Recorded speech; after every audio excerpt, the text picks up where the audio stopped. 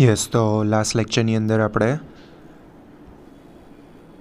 પેન્ટોથેનિક acid complete કર્યું અને હવે આવે છે ફોલિક એસિડ. ફોલિક એસિડ તો બધા નોન હશે અને એટલું જ એનું ઇમ્પોર્ટન્ટ પણ છે. Okay, so folic acid or folacin, Latin folium leaf, is abundantly found in the green leafy vegetables. It is important for 1-carbon metabolism and is required for the synthesis of certain amino acid જેવા કે purines. Amino acids, purines and pyrimidine thiamine. So basically folic acid અથવા તો folacin એ abundantly found in the green leafy વેજીટેબલ્સની અંદર બહુ જ જોવા મળે છે મોસ્ટલી, અને it is important for one carbon metabolism અને require for the synthesis of certain amino acid, purines અને પાયરિમિડિન થાઇમિન માટે. Chemistry. Folic acid consist of a 3-component pteridine ring, p-aminobenzoic acid and glutamic acid. Folic acid mostly has one glutamic acid residue and is known as a tyrol glutamic acid, that is PGA. P બધામાં silent છે અહીંયા. The active form of folic acid is tetrahydrofolate, that is THF or F4. The active form of folic acid is tetrahydrofluorate. It is synthesized from folic acid by the enzyme dihydrofolate reductase. The reducing equivalent are provided by 2 mole of NADPH. The hydrogen atom are present at the position 5, 6, 7 and 8 of the THF. ચલો આ બધું સાઈડમાં મૂકો. Main વસ્તુ આપણે યાદ રાખવાનું આટલામાં કેમિસ્ટ્રીની અંદર શું આવ્યું? The folic acid consist of 3 component. કયા 3 કમ્પોનન્ટ? તો ટેરિડિન રિંગ, પી એમિનો એસિડ બેન્ઝોઇક એસિડ અને ગ્લુટામિક એસિડ તરીકે.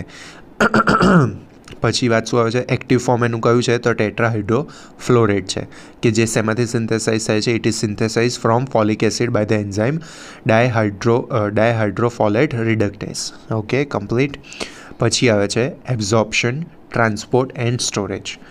Most of the dietary folic acid found as the polyglutamate with the 3,7-glutamate residue held by the peptic bond is not absorbed in the intestine.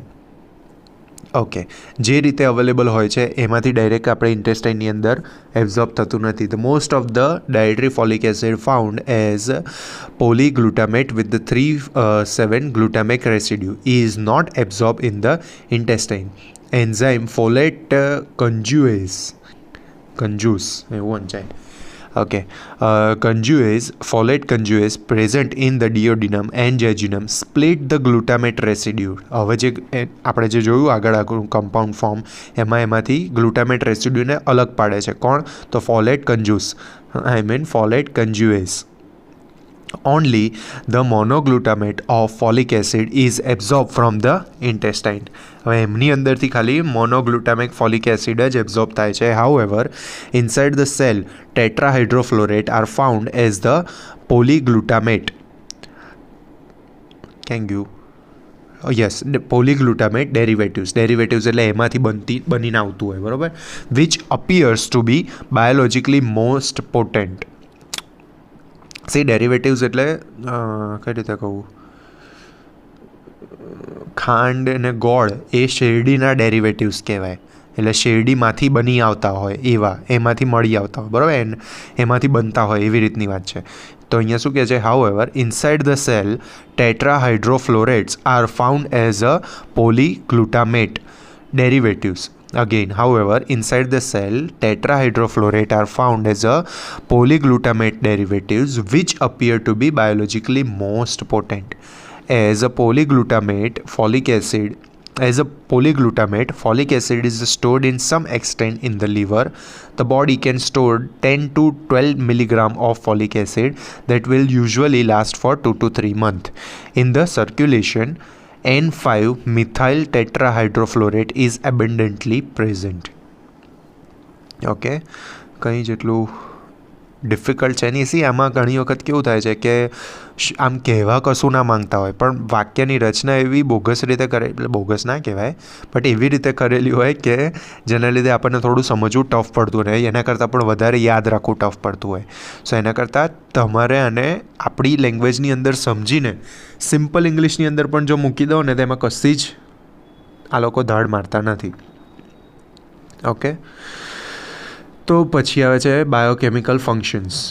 Tetrahydrofluorate, that is THF or F4, the coenzyme of folic acid, is actively involved in one carbon metabolism. એ આપણે પહેલાં પણ વાત થઈ ગઈ સ્ટાર્ટિંગની અંદર જ આપણને કીધું વન કાર્બન મેટાબોલિઝમમાં દરેક જગ્યાએ ઇન્વોલ્વ રહેતું હોય છે, હેલ્પ કરતું હોય છે.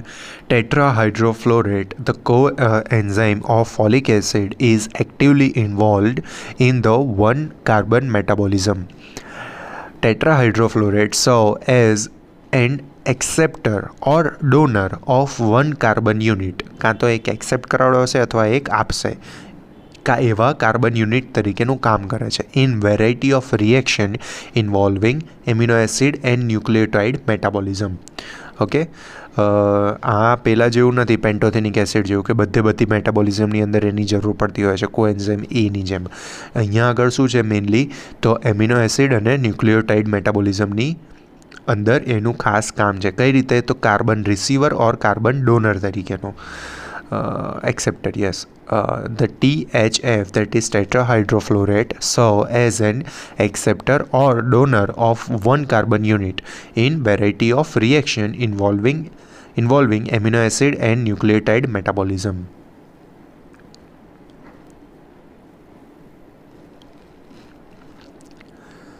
The one carbon unites, okay, the one carbon unites bind with the tetrahydrofluorate at position N5 and 10 or on both N5 and N10 of tyrol structure. The attachment of formyl at position 5 of THF gives N5 formyl tetrahydrofluorate, which is commonly known as a folinic acid or citrovorum factor.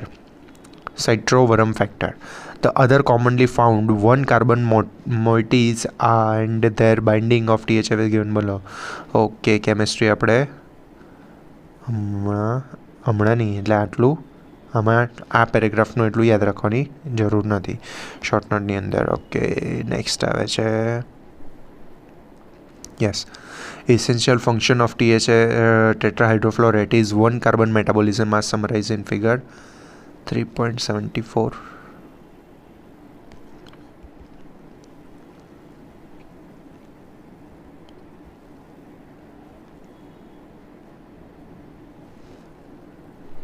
Okay, glycine, serine, histidine etcetera એ બધા one carbon donor તરીકે. One carbon donor moiety methyl formyl etcetera. એમાં THF tetrahydrofolate એ one carbon receiver or giver તરીકેનું કામ કરશે અને one carbon moiety accepted for the synthesis of amino acid, purine, thiamidylate અને choline. ઓકે, તો એની અંદર ફર્સ્ટ આવે છે purine which are incorporated into DNA and RNA. હવે હા, એ વસ્તુ જે આ બનાવે છે સિન્થેસિસ કરવા વન કાર્બન મેટાબોલિઝમમાં જેની જરૂર પડે છે, તો એ પર્ટિક્યુલર વસ્તુ એકચ્યુઅલમાં વપરાય છે ક્યાં? તો પ્યુરિનની જે વાત કરી તો કે જે કોની જોડે ઇન્કોર્પોરેટેડ છે? તો DNA અને RNA જોડે. પછી સેકન્ડ નંબર પર છે પાયરિમિડિન. ન્યુક્લિયોટાઇડ ડીઓક્સીથાઇમિડાઇલિક એસિડ, શોર્ટમાં DTMP, involved in the synthesis of DNA. Glycine, serine, ethanolamine and choline are produced. Okay, and formyl methionine, the initiator for the protein biosynthesis, is formed. Okay, protein biosynthesis માટે જે જરૂરી factor છે and formyl મિથિયોનાઇન એ પણ બનતું હોય છે. And formyl methionine, the initiator for the protein biosynthesis, is formed. tetrahydrofluorate is mostly trapped as a N5-methyl THF, in which form it is present in the circulation. Vitamin B12 is needed for the conversion of N5-methyl THF to THF, that is tetrahydrofluorate. In the reaction wherein homocysteine is converted to methionine, this step is essential for the liberation of free THF, and it is its repeated use in the 1-carbon metabolism. In B12 deficiency, conversion of N-methyl THF to THF is blocked. Oh, wait. ચલો જો હવે બાયોસિન્થેસિસની અંદર આપણે આ જે નીચેનું વાંચ્યું extra બધું કંઈ લખવાની જરૂર છે નહીં, બરાબર. કેમિકલી ઇન્વોલ્વમેન્ટ હોય બહુ, એટલું ડિટેલમાં જવાની જરૂર હોતી નથી. ઓકે, પછી આવે છે recommended dietary અલાવન્સ.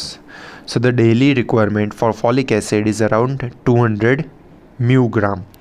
In the women, higher intake are recommended during pregnancy and lactation.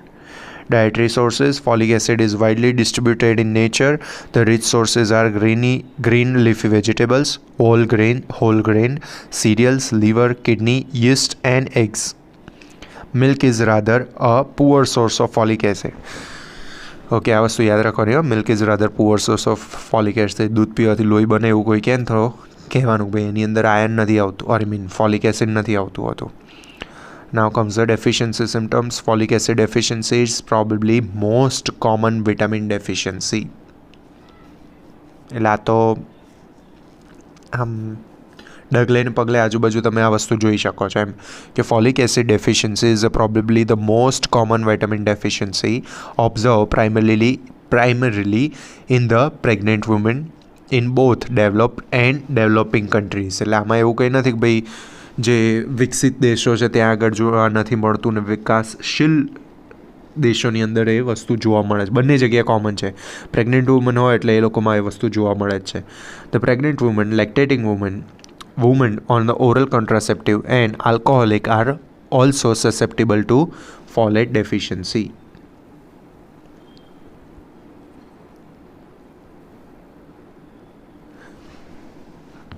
The folic acid deficiency may be due to inadequate dietary intake, defective absorption, use of anticonvulsant drug and increased demand. બરાબર, એટલે કયા કયા કારણોના લીધે હોઈ શકે? તો એક તો કાં તો ખાય છે ઓછું, એટલે સારું ફૂડ, એટલે proper amount of food, amount તો ચલો સાઈડમાં મૂકો, પણ પ્રોપર ન્યુટ્રિટિવ વેલ્યુ હોય જેની એવું ફૂડ નથી લેતા, અથવા તો એ લે છે પણ એમનું એબ્ઝોર્પ્શનમાં પ્રોબ્લેમ છે, એન્ટી કન્વલ્ઝન્ટ ડ્રગ લે છે, અથવા તો કોઈ કારણસર ડિમાન્ડ વધી છે. In the folic acid deficiency, decreased production of a purine and DTMP is observed, which impairs the DNA synthesis. બરાબર, તો આપણે પહેલાં જ વાત કરી કે પ્યુરિન ને બધું ડીએનએ સિન્થેસિસ માટે પણ એટલું જ ઇમ્પોર્ટન્ટ છે. તો in the folic acid deficiency, decrease production of purine and DTMP is observed, which impairs the DNA synthesis. Due to block in the DNA synthesis, the maturation of erythrocyte is slowed down, leading to macrocytic RBC. Okay. So microcytic anaemia એટલે એનિમિયાની અંદર શું થાય છે? એબનોર્મલી large RBC, એટલે જે ટાઈમે RBC destruct થઈને તૂટી જવા જોઈએ, હવે આમાં ડીએનએ સિન્થેસિસ થતું નથી પ્રોપર વેમાં, તો એનું વિભાજન નહીં થાય અને મેચ્યોર નહીં થતા હોય. એના સિવાય મેચ્યોરેશન પ્રોસેસ નહીં થતી હોય, વિભાજન નહીં પણ મેચ્યોરેશન પ્રોસેસ નથી થતી, તો એવી કન્ડિશનની અંદર તમને એબનોર્મલી લાર્જ મોટા એવા આરબીસી જોવા મળે કે જેને કહેવાય છે મેક્રોસાઇટિક આરબીસી, અને એને મેક્રોસાઇટિક એનિમિયા પણ કહેવાય છે એના લીધે જે થાય છે. The rapidly dividing cell of bone marrow are seriously affected. The macrocytic anaemia, that is abnormally large RBC associated with the megaloblastic changes in the bone marrow is a characteristic feature of folate deficiency. એટલે જ્યારે પણ આપણે like CBC કરાવડાયું, complete blood count, એની અંદર આપણને HB ઓછું જોવા મળ્યું, તો ત્યારે હવે એવી કન્ડિશનની અંદર જો આપણે ફર્ધર ઇવેલ્યુએશન કરાવડાવીએ તો એમાં આરબીસી એબનોર્મલી લાર્જ જોવા મળે તો મેક્રોસાઇટિક એનિમિયા છે એ વસ્તુ ડિટેક્ટ થઈ શકે. તો the macrocytic anaemia associated with the megaloblastic changes in bone marrow is characteristic feature of folate deficiency. એટલે એક તો મેક્રોસાઇટિક એનિમિયા, મેક્રોસાઇટિક આરબીસી તો તમને જોવા જ મળે જ, પણ એની જોડે જોડે મેગેલોબ્લાસ્ટિક ચેન્જીસ, બોન મેરોની અંદર મેગેલોબ્લાસ્ટિક ચેન્જીસ પણ જોવા મળતા હોય છે. મેગેલોબ્લાસ્ટિક ચેન્જીસ ઇન ધ બોન મેરોની અંદર શું થાય કે બોન મેરો છે ને એ પહેલેથી જ આરબીસી મોટા બનાવતા માંડે, એબનોર્મલી લાર્જ આરબીસી બનાવવા લાગતા હોય છે. So this both thing indicate the folate deficiency. Folic acid deficiency in pregnant women may cause the neural defect in the fetus. Hence, the high dose of folic acid are recommended in the pregnancy to prevent the birth defect. Okay, આ basic વસ્તુ છે, બધા જ જાણતા હોય છે. Even ભણેલા ના હોય ને એવા લોકોને ખબર હોય છે કે ભાઈ સરકાર અમુક પ્રેગ્નન્ટ વુમનને અમુક શક્તિની દવાઓ આપતા હોય છે. તે શક્તિની દવાઓ મેઇનલી કઈ હોય તો દેટ ઇઝ ફોલિક એસિડ હોય, ફોલેટ સપ્લિમેન્ટ હોય, ફોલિક એસિડ સપ્લિમેન્ટ. યસ, તો folic acid is associated with metabolism of histidine. Formiminoglutamate formed in histidine metabolism transfer the one carbon fragment formimino group to tetrahydrofluorate to produce N5 formimino THF tetrahydrofluorate. In case of folic acid deficiency, FIGLU accumulates and is excreted in the urine.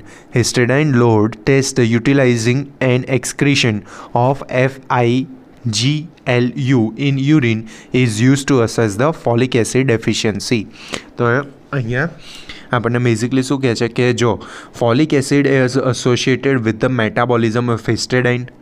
હવે જે FIGLU that is formiminoglutamate એ શું છે તો formiminoglutamate formed in histidine metabolism. હિસ્ટેડાઇનની metabolism વખતે formiminoglutamate બનતું હોય છે જે transfer the one carbon fragment formimino group to tetrahydro folate to produce, એના દ્વારા શું પ્રોડ્યુસ કરે છે N5 ફોર્મિમિનો THF. હવે in the case of folic acid deficiency formiminoglutamate accumulate and is excreted in the urine.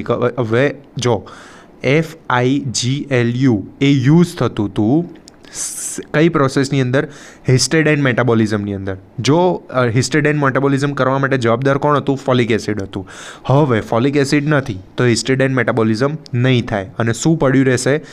જે એ મેટાબોલિઝમની અંદર use થતું હતું એટલે કે FIGLU દેટ ઇઝ ફોર્મિમિનોગ્લુટામેટ એ પડ્યું રહેશે તો એ યુરિનની અંદર એક્સક્રીટ થશે અને એ પણ એક ઇન્ડિકેટર છે કે ભાઈ ફોલિક એસિડ ડેફિશિયન્સી છે. ઓકે, સો તમને કહું, weight,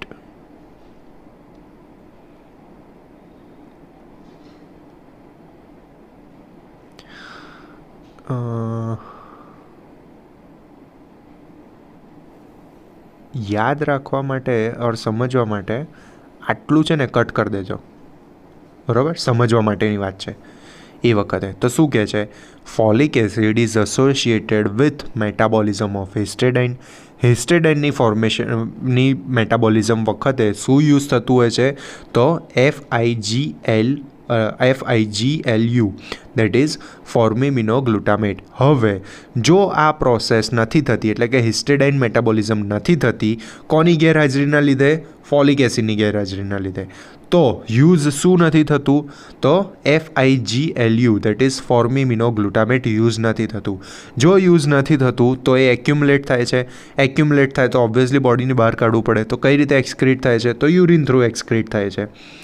Histidine load test utilizing the excretion of FIGLU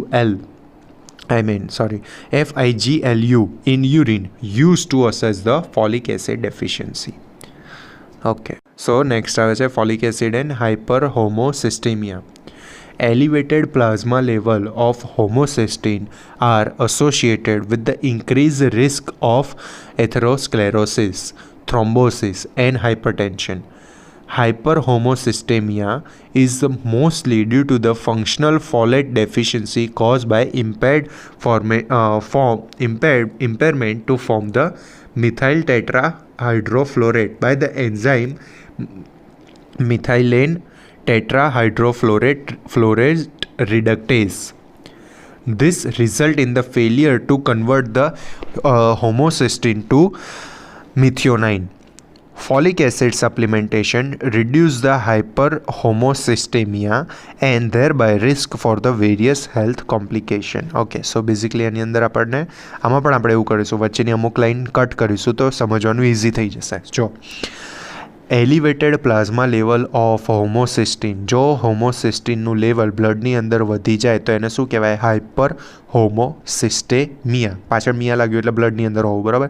hyper homocysteinemia એને કહેવાય elevated level of homocysteine in plasma. તો કોની જોડે એસોસિએટ છે? જો હોમોસિસ્ટીનનું લેવલ ઇન્ક્રીઝ થાય તો એના લીધે કયા કયા પ્રોબ્લેમ થઈ શકે? તો એથેરોસ્ક્લેરોસિસ થાય, થ્રોમ્બોસિસ થાય, હાઇપરટેન્શન થાય. હવે આ બધું ક્યારે થાય? તો હોમોસિસ્ટીન લેવલ પ્લાઝમાની અંદર ઇન્ક્રીઝ થાય. તો હોમોસિસ્ટીન લેવલ પ્લાઝમાની અંદર ક્યારે ઇન્ક્રીઝ થાય? તો એ જ્યારે ફોલિક એસિડની ગેરહાજરીમાં એનું પ્રોસેસ થઈને એનો નિકાલ ના થતો હોય ત્યારે એ વસ્તુ થતી હોય. તો હવે શું કહે છે કે hyperhomocystemia is mostly due to the functional folate deficiency caused by impairment to form the methyl tetrahydrofluorate by the enzyme methylene tetrafluorate reductase. હવે આપણે છે ને શું કાઢીશું? આટલે સુધીનું કાઢી નાખીશું, બરાબર? યસ, કોઝ બાયથી લઈને રિડક્ટેસ સુધીનું કાઢી નાખીએ છીએ, બરાબર? એ નથી વાંચતા. તો હવે શું કહે છે? Elevated plasma level of homocysteine are associated with the increase risk of atherosclerosis, thrombosis and hypertension. તો હાઇપરહોમોસિસ્ટેમિયા ઇઝ કોના લીધે થાય છે? Is mostly due to the functional folate deficiency. That's it. Function કરી શકતા ફોલેટની ડેફિશિયન્સીના લીધે હાઇપર હોમોસિસ્ટેમિયા થાય છે. બસ પતી ગયું અહીંયા. This result in failure to convert, પછી ડાયરેક્ટ અહીંથી વાંચવાનું. This result in failure to convert the homocysteine to methionine, જેના લીધે હોમોસિસ્ટીનમાંથી મિથિયોનાઇનમાં કન્વર્ઝન નથી થતું. અને folic acid supplementation reduce the hyper homocysteinemia and thereby the risk of various health complication.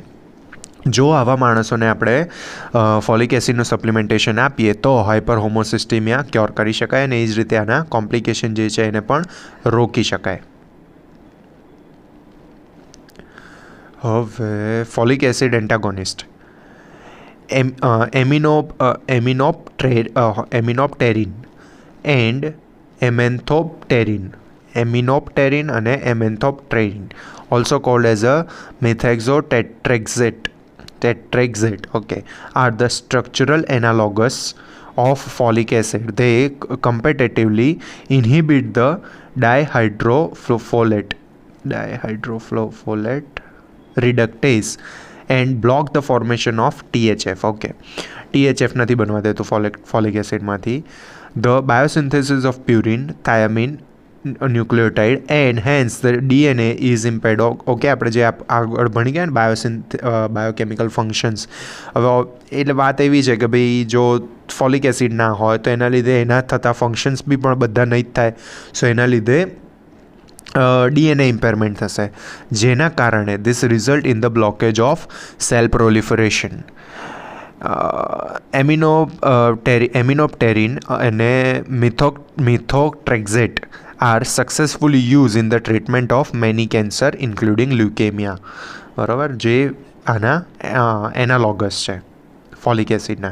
સો એમને જ્યારે આ ટ્રીટમેન્ટ ચાલતી હોય ને જે પણ પેશન્ટોને કેન્સર માટે, તો જોડે જોડે એમને મલ્ટીવિટામિન અને ફોલિક એસિડની સપ્લિમેન્ટેશન પણ ચાલતું જ હોય.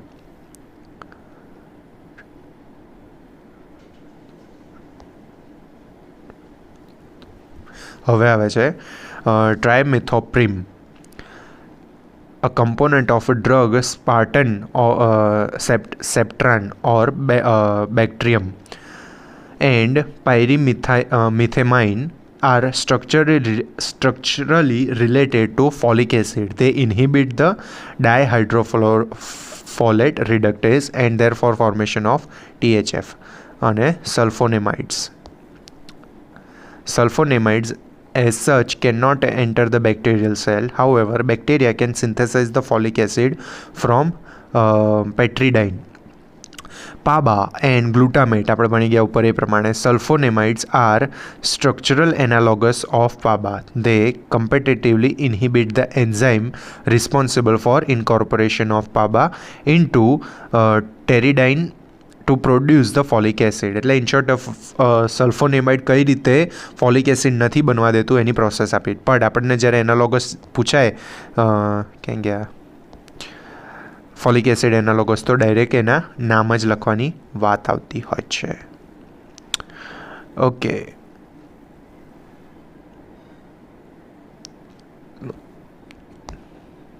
ચલો ઉપર આટલું નીચેનું એકવાર જોઈ તો લઈએ જ. Thank you. Yes. For this reason, sulfonamides are used as an antibacterial drug. Sulfonamides have no effect on human body since the folic acid is not synthesized and supplied through the diet. Okay. કંઈ ખાસ નથી. In short આપણને એન્ટાગોનાઇસ્ટ પૂછાય તો direct નામ લખી દેશો તો પણ દોડશે.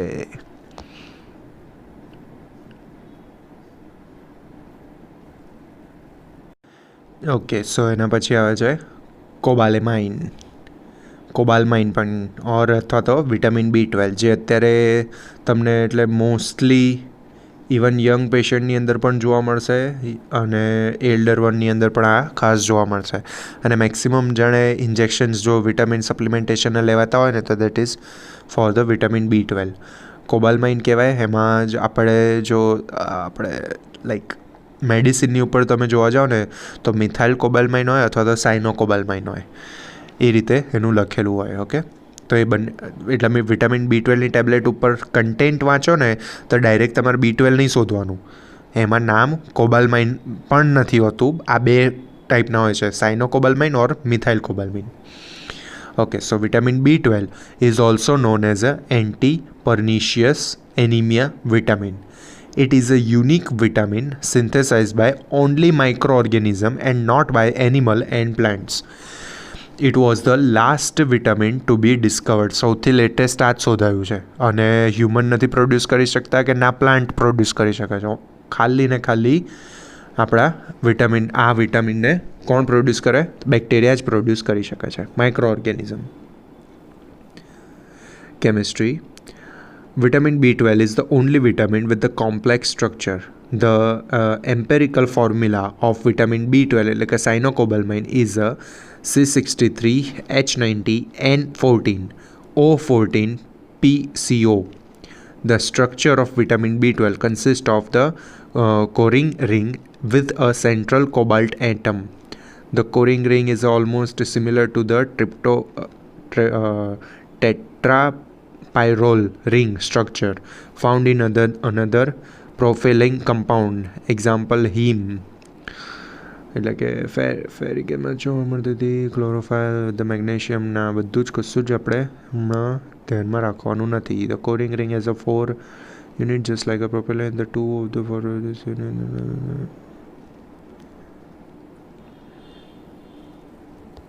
ઓકે, કેમિસ્ટ્રી આપણે સ્કીપ મારીએ છીએ.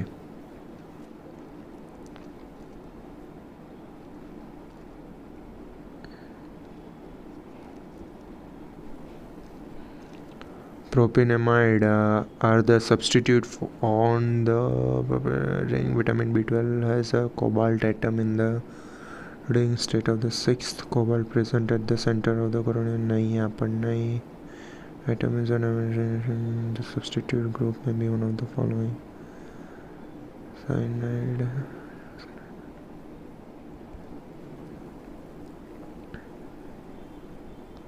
Okay. આપણે આવીએ છીએ એબ્ઝોર્પ્શન, ટ્રાન્સપોર્ટ અને સ્ટોરેજ ઉપર. So the vitamin B12 is present in the diet in a bound form to protein. Vitamin B12 is present in the diet in a bound form to protein. B12 is liberated by enzyme, like acid hydrolase in the stomach. B12 is liberated by the enzyme in stomach. The dietary source of B12 is known as a extrinsic factor of Castell. The stomach secrete a special protein called the intrinsic factor IF. It is glycoprotein, એટલે કે 5 થી 15% carbohydrate હોય, with a molecular weight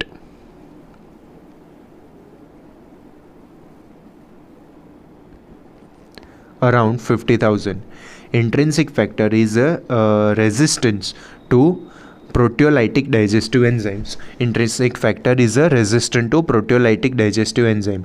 Intrinsic factor generally form a dimer, bind strongly with the 1 or 2 moles of vitamin B12. This bind protect the vitamin B12 against the uptake and use by the bacteria.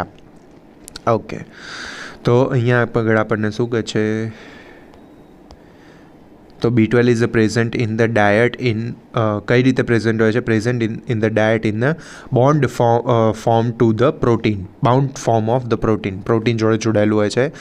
B12 is liberated by the enzyme in the stomach. Liberated એટલે કે છૂટું પડે છે. જે પેલો બોન્ડમાં હોય છે એ છૂટું પડે છે. તો ક્યાં આગળ છૂટું પડે છે? સ્ટમકની અંદર એન્ઝાઇમ દ્વારા છૂટું પાડવામાં આવે છે. The dietary source of B12 is known as the extrinsic factor of Castell. The stomach secrete the special protein called the intrinsic factor.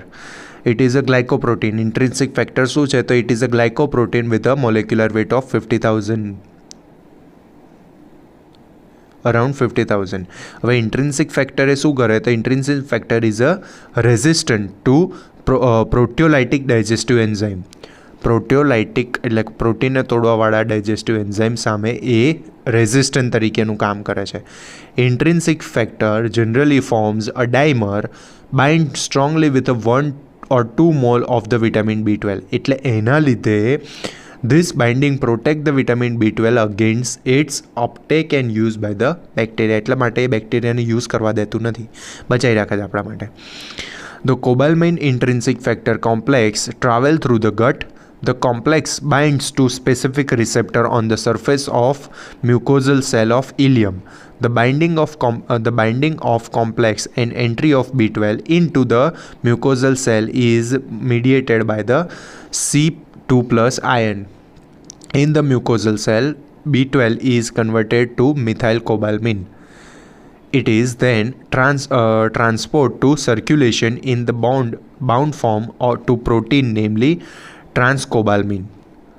Okay, હવે આટલા સુધીનું એક વખત આપણે સમજી જઈએ. જો એક તો પહેલી વસ્તુ કે આવે છે કઈ રીતે? તો પ્રોટીન જોડે બાઉન્ડ થઈને આવે છે. એનું ત્યાં આગળ અલગ કોણ પાડે છે? સ્ટમકની અંદર એ એન્ઝાઇમ એને છૂટા પાડે છે. હવે કે એને કયું કહેવાય છે? તે ઇન્ટ્રિન્સિક ફેક્ટર કહેવાય છે. ઇન્ટ્રિન્સિક ફેક્ટરનું કામ શું? કે એને બચાવી રાખે અને બેક્ટેરિયાનો યુઝ એનાથી અટકાવે B12નો. હવે શું થાય છે કે કોબાલમિન અને ઇન્ટ્રિન્સિક ફેક્ટર બંને એકબીજા જોડે ભેગા થઈ ગયા. હવે શું થાય છે કે એને કોણ એબ્ઝોર્બ કરે છે? Though the complex bind to specific receptor on the surface of mucosal cell of the ileum.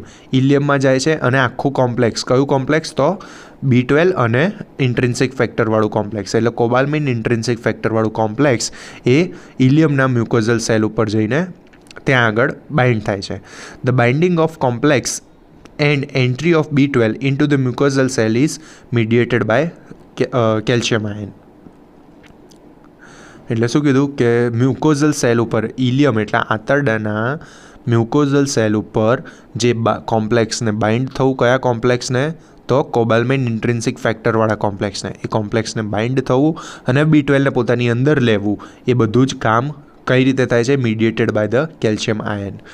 In the mucosal cell vitamin B12 convert થાય છે શેમાં? તો મિથાઇલ કોબાલમિનની અંદર.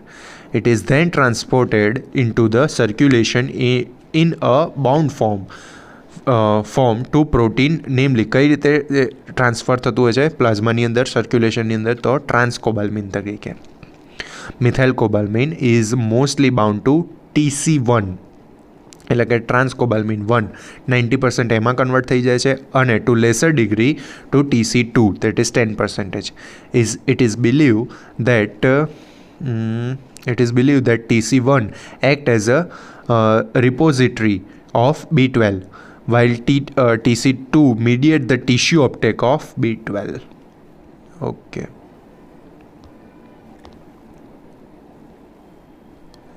Methylcobalamin, which is in excess, is taken up by the liver. Okay, વધારાનું જે હોય એ store ક્યાં આગળ થતું હોય છે, તો લીવર એને સ્ટોર કરતું હોય છે. Converted to deoxy adenosyl B12, અને એનું સ્ટોરેજ ફોર્મ કયું, લીવર એને વધારાના B12ને એબ્ઝોર્બ કરીને સ્ટોર રાખવા માટે એને કયા ફોર્મમાં કન્વર્ટ કરશે, તો converted to deoxy adenosyl B12 and store in this form. It is believed that a liver can store about 4 to 5 milligram, the amount sufficient to meet the body requirement of B12 for the 4 to 6 year.